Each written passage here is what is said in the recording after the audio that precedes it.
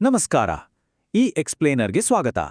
ಇವತ್ತು ನೇರವಾಗಿ ಪಶ್ಚಿಮ ಘಟ್ಟಗಳ ಆ ದಟ್ಟವಾದ ವಿಸ್ಮಯಕಾರಿ ಪರಿಸರ ವ್ಯವಸ್ಥೆಯೊಳಗೆ ಧುಮುಕೋಣ. ಉತ್ತರ ಕನ್ನಡ ಜಿಲ್ಲೆಯ ಶಿರಸಿ ಮತ್ತು ಸಿದ್ದಾಪುರ ಭಾಗಗಳ ದಟ್ಟವಾದ ಕಾಡುಗಳು, ಸುಂದರ ಜಲಪಾತಗಳು ಮತ್ತು ಅದ್ಭುತ ಜೀವವೈವಿಧ್ಯತೆಯ ಆಳವಾದ ಒಳನೋಟಗಳನ್ನು ಈ ವಿಶ್ಲೇಷಣೆಯಲ್ಲಿ ಅರ್ಥಮಾಡಿಕೊಳ್ಳೋಣ. ಒಬ್ಬ ಪರಿಸರ ವಿಜ್ಞಾನಿಯ ಡೈರಿಯಲ್ಲಿನ ಈ ಮಾತುಗಳನ್ನ ಒಮ್ಮೆ ಗಮನಿಸೋಣ. ಮುಂಬೈನ ಬೂದು ಬಣ್ಣದ ಸಮುದ್ರಕ್ಕೂ ಉತ್ತರ ಕನ್ನಡದ ಸ್ಫಟಿಕದಂತಹ ಅಪ್ಪಟ ನೀಲಿ ನೀರಿಗೂ ಇರುವ ವ್ಯತ್ಯಾಸ ಎಂಥವರನ್ನು ಬೆರಗೊಳಿಸುತ್ತೆ ಅಂತ ಅವರು ಬರೆದಿದ್ದಾರೆ. ಎಷ್ಟೊಂದು ಅದ್ಭುತವಾಗಿದೆ ಅಲ್ವಾ? ಇದು ಕೇವಲ ಒಂದು ವಾಕ್ಯ ಅಲ್ಲ, ನಾವೀಗ ನೋಡಲು ಹೊರಟಿರುವ ಆ ಸ್ಪರ್ಶಿಸದ ನೈಸರ್ಗಿಕ ಸೌಂದರ್ಯಕ್ಕೆ ಒಂದು ಸುಂದರ ಮುನ್ನುಡಿ. ಭಾಗ 1: ಉತ್ತರ ಕನ್ನಡದ ವನ್ಯ ಹೃದಯ. ಈ ಅದ್ಭುತ ಪ್ರದೇಶದ ಭೌಗೋಳಿಕ ರಚನೆ ಹೇಗಿದೆ ಅಂತ ಮೊದಲು ಅರ್ಥ ಮಾಡ್ಕೊಳ್ಳೋಣ. ಇಲ್ಲಿ ಕಾಣ್ತಾ ಇರೋದು ಶಿರಸಿ ತಾಲೂಕಿನ ಆಡಳಿತಾತ್ಮಕ ವಿಭಾಗಗಳ ನಕ್ಷೆ. ಪಶ್ಚಿಮ ಘಟ್ಟಗಳ ಮಧ್ಯಭಾಗದಲ್ಲಿರುವ ಈ ಪ್ರದೇಶ ಎತ್ತರದ ಬೆಟ್ಟಗಳು, ಆಳವಾದ ಕಣಿವೆಗಳು ಮತ್ತು ದಟ್ಟವಾದ ಕಾಡುಗಳಿಂದ ಆವೃತವಾಗಿದೆ. ನಾವೀಗ ಚರ್ಚೆ ಮಾಡ್ತಾ ಇರೋ ಇಡೀ ಪರಿಸರ ವ್ಯವಸ್ಥೆಗೆ ಇದೇ ಮೂಲ. 78.1%. ಈ ಬೃಹತ್ ಸಂಖ್ಯೆ ಏನನ್ನು ಸೂಚಿಸುತ್ತೆ ಗೊತ್ತಾ? ಶಿರಸಿ ತಾಲೂಕಿನ ಒಟ್ಟು ವಿಸ್ತೀರ್ಣದಲ್ಲಿ ಇಷ್ಟು ಭಾಗ ಬರೀ ಕಾಡೆ ತುಂಬಿದೆ. ಊಹಿಸ್ಕೊಳ್ಳಿ, ಈ ಮಟ್ಟದ ಅರಣ್ಯ ವ್ಯಾಪ್ತಿ ಇದ್ರೆ ಅಲ್ಲಿನ ಇಡೀ ಪರಿಸರದ ಗುರುತು ಹೇಗಿರ್ಬೋದಲ್ವಾ? ಇದು ಕೇವಲ ಮರಗಳಲ್ಲ, ಲಕ್ಷಾಂತರ ಜೀವರಾಶಿಗಳ ನಿಜವಾದ ಮನೆ. ಭಾಗ 2: ಭೋರ್ಗರಿಯುವ ಜಲಪಾತಗಳು ಮತ್ತು ನದಿಗಳು. ಅರಣ್ಯದ ಕತೆ ಹಾಯ್ತು, ಈಗ ಈ ದಟ್ಟ ಕಾಡುಗಳ ನಡುವೆ ಹರಿಯೋ ಜಲಮೂಲಗಳತ್ತ ಸ್ವಲ್ಪ ಕಣ್ಣು ಹಾಯಿಸೋಣ. ಇಲ್ಲಿ ಅಘನಾಶಿನಿ ನದಿಯ ಬಗ್ಗೆ ಹೇಳಲೇಬೇಕು.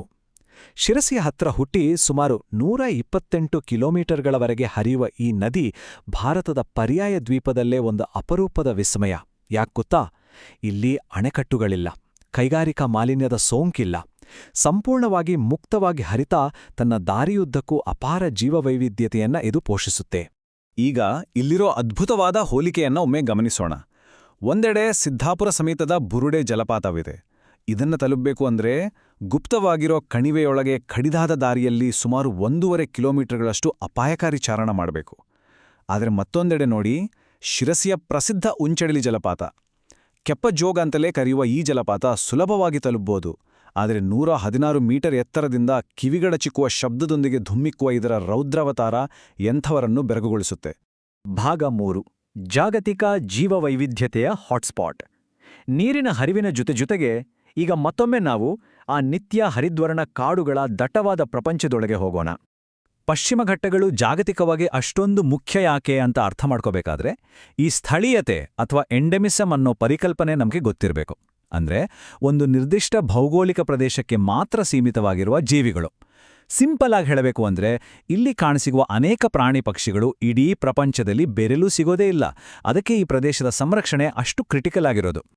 ಉದಾಹರಣೆಗೆ, ಕಾಳಿ ಹುಲಿ ಸಂರಕ್ಷಿತ ಪ್ರದೇಶದಲ್ಲಿ ಕಂಡುಬರುವ ಈ 4 ಬಗೆಯ ಮಂಗಟ್ಟೆ ಅಂದ್ರೆ ಹಾರ್ನ್ಬಿಲ್ ಪಕ್ಷಿಗಳನ್ನೇ ಗಮನಿಸಿ. Great hornbill, Malabar pied hornbill, Malabar grey hornbill ಹಾಗೆ ಇಂಡಿಯನ್ ಗ್ರೇ ಹಾರ್ನ್ಬಿಲ್. ವಿಶೇಷ ಏನಪ್ಪಾ ಅಂದ್ರೆ ಇದರಲ್ಲಿ ಮಲಬಾರ್ ಗ್ರೇ ಹಾರ್ನ್ಬಿಲ್ ಕಾಡಿನ ಹಣ್ಣುಗಳನ್ನು ತಿಂದು ಬೀಜಗಳನ್ನು ಎಲ್ಲೆಡೆ ಪ್ರಸಾರ ಮಾಡುವ ಮೂಲಕ ಇಡೀ ಕಾಡಿನ ಬೆಳವಣಿಗೆಗೇನೆ ದೊಡ್ಡ ಕೊಡುಗೆ ನೀಡುತ್ತೆ. ಎಂಥ ಅದ್ಭುತವಾದ ನೈಸರ್ಗಿಕ ಲಿಂಕ್ ಅಲ್ವಾ ಇದು? ಇದರ ಜೊತೆಗೆ ಇನ್ನೊಂದು ಸಂತೋಷದ ವಿಚಾರವೂ ಇದೆ. ಅಳಿವಿನಂಚಿನಲ್ಲಿರುವ ಸಿಂಗಳಿಕ ಅಂದ್ರೆ ಲಯನ್ ಟೇಲ್ಡ್ ಮಕಾಕ್ ಮಂಗಳದ ಹೊಸ ಸಂತತಿಯನ್ನು ರಕ್ಷಣೆ ಮಾಡ್ಲಿಕ್ಕಾಗಿಯೇ ಶಿರಸಿ ಹೊನ್ನಾವಲ ವಿಭಾಗದಲ್ಲಿ ಅಘನಾಶಿನಿ ಸಿಂಗಳಿಕ ಸಂರಕ್ಷಿತ ಪ್ರದೇಶವನ್ನು ಹೊಸದಾಗಿ ಸ್ಥಾಪಿಸಲಾಗಿದೆ. ಇದು ನಿಜಕ್ಕೂ ನಮ್ಮ ಸಂರಕ್ಷಣಾ ಪ್ರಯತ್ನಗಳಿಗೆ ಸಿಕ್ಕ ದೊಡ್ಡ ಯಶಸ್ಸು. ಭಾಗ 4: ಪವಿತ್ರ ವನಗಳು ಮತ್ತು ಅರಣ್ಯದ ಕೊಡುಗೆಗಳು. ಕಾಡು, ಪ್ರಾಣಿ ಪಕ್ಷಿಗಳ ಕಥೆ ನೋಡಿದ್ವಿ.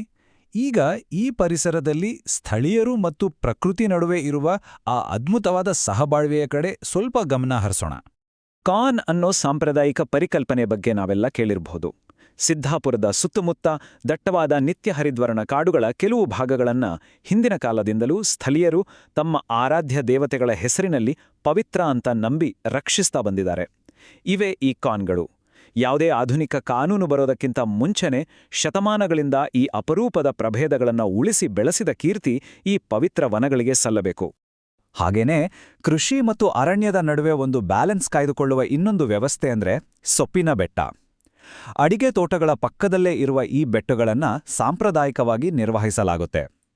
ತೋಟಕ್ಕೆ ಬೇಕಾದ ಸೊಪ್ಪು ಗೊಬ್ಬರವನ್ನು ಒದಗಿಸುವ ಜೊತೆಗೆ ಕೃಷಿ ಮತ್ತು ಕಾಡಿನ ನಡುವೆ ಒಂದು ಸುಸ್ಥಿರವಾದ ಕೊಂಡಿಯಾಗಿ ಇವು ಕೆಲಸ ಮಾಡ್ತವೆ. ಸ್ಥಳೀಯ ಕೃಷಿ ಬಗ್ಗೆ ಮಾತನಾಡುವಾಗ ಶಿರಸಿ ಸುಪಾರಿ ಬಗ್ಗೆ ಹೇಳಲೇಬೇಕು ಖಂಡಿತ. ಇದು ಬರೀ ಒಂದು ವಾಣಿಜ್ಯ ಬೆಳೆ ಅಲ್ಲ, ಈ ಇಡೀ ಪ್ರದೇಶದ ಆರ್ಥಿಕತೆಯ ಬೆನ್ನೆಲುಬು. ತನ್ನ ಅತ್ಯಂತ ವಿಶಿಷ್ಟ ಗುಣಮಟ್ಟಕ್ಕಾಗಿಯೇ ಭೌಗೋಳಿಕ ಸೂಚ್ಯಂಕ ಅಂದ್ರೆ ಜಿಐ ಟ್ಯಾಗ್ ಪಡೆದಿರುವ ಈ ಅಡಿಕೆ ಇಲ್ಲಿನ ಸಾಂಪ್ರದಾಯಿಕ ಕೃಷಿ ಪದ್ಧತಿಗಳ ಯಶಸ್ಸಿಗೆ ಹಿಡಿದ ಕೈಗನ್ನಡಿ. ಭಾಗ 5 ಸಮೃದ್ಧ ಅಘನಾಶಿನಿ ಅಳಿವೆ. ಈಗ ಘಟ್ಟದ ಮೇಲಿಂದ ನೀರಿನ ಜೊತೆ ನಾವು ಕೆಳಗೆ ಕರಾವಳಿಯ ಕಡೆ ಪ್ರಯಾಣ ಮಾಡೋಣ. ಅಘನಾಶಿನಿ ನದಿಯು ಸಮುದ್ರವನ್ನು ಸೇರುವ ಕುಮಟಾದ ಅಳಿವೆ ಅಥವಾ ನದಿಮುಖದ ಬಗ್ಗೆ ಮಾತಾಡೋಣ. ಇದೊಂಥರ ಪ್ರಕೃತಿಯ ಜೈವಿಕ ಎಂಜಿನ್ ಇದ್ದ ಹಾಗೆ. 22,006 ಟನ್ಗಳು. ಈ ಬೃಹತ್ ಸಂಖ್ಯೆ ಏನನ್ನು ಸೂಚಿಸುತ್ತೆ ಗೊತ್ತಾ?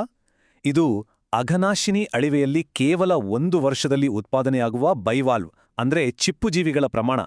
ಮನುಷ್ಯರು ಹೊರಗಡೆಯಿಂದ 1 ಕಾಳು ಆಹಾರವನ್ನು ಹಾಕ್ತದೆ ಕೇವಲ ನೈಸರ್ಗಿಕ ಪ್ರಕ್ರಿಯೆಯಿಂದಲೇ ಇಷ್ಟು ದೊಡ್ಡ ಮಟ್ಟದ ಆಹಾರ ಇಲ್ಲಿ ಉತ್ಪಾದನೆಯಾಗುತ್ತೆ ಅಂದ್ರೆ ನಿಜಕ್ಕೂ ನಂಬೋಕೆ ಸಾಧ್ಯ ಅಲ್ವಾ? ಈ ಅಂಕಿ ಅಂಶಗಳನ್ನು ನೋಡಿದರೆ ಅಳಿವೆಯ ನಿಜವಾದ ಆರ್ಥಿಕ ಶಕ್ತಿ ನಮಗೆ ಅರ್ಥ ಆಗತ್ತೆ. ಕೇವಲ ಈ ಒಂದೇ ಒಂದು ನೈಸರ್ಗಿಕ ಸಂಪನ್ಮೂಲದಿಂದ ವಾರ್ಷಿಕವಾಗಿ ಸುಮಾರು 1,98,000 ಜನರಿಗೆ ಆಹಾರ ಸಿಕ್ತಿದೆ. 2,347 ಜನರಿಗೆ ನೇರ ಉದ್ಯೋಗ ಸಿಕ್ಕಿದೆ ಮತ್ತು ಇದರಿಂದ ಸೃಷ್ಟಿಯಾಗ್ತಿರುವ ವಾರ್ಷಿಕ ಮೌಲ್ಯ ಬರೋಬ್ಬರಿ 5.25 ಕೋಟಿಗೂ ಹೆಚ್ಚು. ಪ್ರಕೃತಿಯನ್ನು ರಕ್ಷಣೆ ಮಾಡೋದು ಆರ್ಥಿಕವಾಗಿಯೂ ಎಷ್ಟು ದೊಡ್ಡ ಲಾಭ ತರತೆ ಅನ್ನೋದಕ್ಕೆ ಇದಕ್ಕಿಂತ ಒಳ್ಳೆ ಉದಾಹರಣೆ ಬೇಕಾ? ಭಾಗ 6 ನಮ್ಮ ಪರಿಸರ ಭವಿಷ್ಯದ ರಕ್ಷಣೆ. ಇಷ್ಟೆಲ್ಲ ಸಮೃದ್ಧಿ ಸೌಂದರ್ಯವನ್ನು ನೋಡಿದ್ಮೇಲೆ ನಾವೀಗ ಒಂದು ಕಠಿಣ ವಾಸ್ತವದತ್ತ ಮುಖ ಮಾಡಲೇಬೇಕಾದ ಅನಿವಾರ್ಯತೆ ಇದೆ.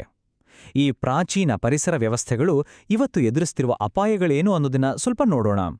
ಇಲ್ಲಿನ ವಾಸ್ತವ ನಿಜಕ್ಕೂ ಕಳವಳಕಾರಿಯಾಗಿದೆ. ಮನುಷ್ಯರ ಹಸ್ತಕ್ಷೇಪ ಹೆಚ್ಚಾಗಿರುವ ಪ್ರದೇಶಗಳಲ್ಲಿ ಮರಗಳ ಮೇಲಾವರಣ ಅಂದ್ರೆ ಕ್ಯಾನೋಪಿ ನಾಶವಾಗುತ್ತಿದೆ. ಇದರಿಂದಾಗಿ ಸೂಕ್ಷ್ಮ ಹವಾಮಾನದಲ್ಲಿ ಭಾರಿ ಬದಲಾವಣೆಗಳಾಗಿ ಕಪ್ಪೆಗಳಂತಹ ಉಭಯಚರಗಳ ಸಂತಾನೋತ್ಪತ್ತಿ ಕುಸಿಯುತ್ತಿದೆ. ಉಭಯಚರಗಳು ಪರಿಸರದ ಆರೋಗ್ಯದ ಸೂಚಕಗಳು. ಅವುಗಳ ನಾಶ ಇಡೀ ಪರಿಸರಕ್ಕೆ ಒದಗಿ ಬರಲಿರುವ ಅಪಾಯದ ಸ್ಪಷ್ಟ ಮುನ್ಸೂಚನೆ. ಕೇವಲ ಪ್ರಾಣಿಗಳಷ್ಟೇ ಅಲ್ಲ, ನಾವಾಗಲೇ ಮಾತಾಡಿದ ಆ ಪವಿತ್ರ ಕಾರ್ನ್ ವನಗಳು ಕೂಡ ಈಗ ಸುರಕ್ಷಿತವಾಗಿಲ್ಲ. ಕಳೆದ 200 ವರ್ಷಗಳಿಂದ ಆಯ್ದ ಮರಗಳನ್ನು ಕಡಿಯುವ ಪ್ರಕ್ರಿಯೆ ಹಾಗೂ ಅರಣ್ಯದ ಅವನತಿಯಿಂದಾಗಿ ಸಿದ್ದಾಪುರದ ಈ ಪ್ರಾಚೀನ ಕಾಡುಗಳಿಗೆ ಭಾರೀ ಬೆದರಿಕೆ ಎದುರಾಗಿದೆ.